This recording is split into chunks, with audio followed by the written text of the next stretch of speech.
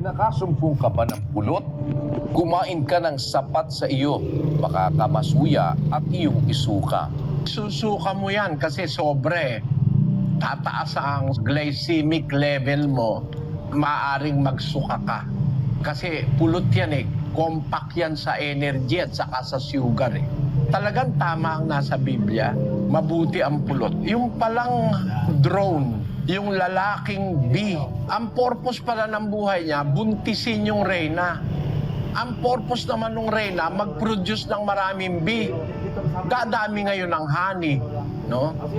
Pag marami honey, kailangan pala ng tao.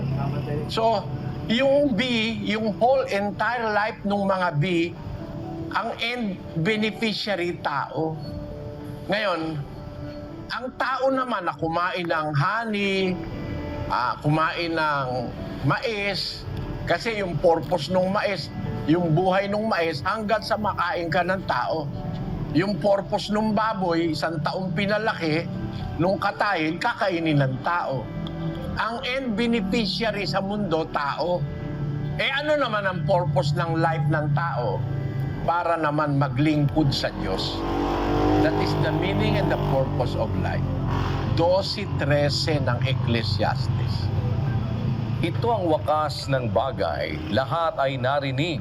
Ikaw ay matakot sa Diyos at sundin mo ang kanyang mga utos sapagkat ito ang buong katungkulan ng tao. That's the meaning of life on earth. Kaya ang purpose of life, kung ang tinutukoy mong life ay life ng tao, para tayo sumunod sa Diyos, maglingkod. That is the meaning of life. Our life on earth. And if you are talking again of the entire life as we know it, kasi hindi lang tayo ang buhay eh. Merong mga anghel, buhay din yan eh. May mga espiritu, buhay din yan eh.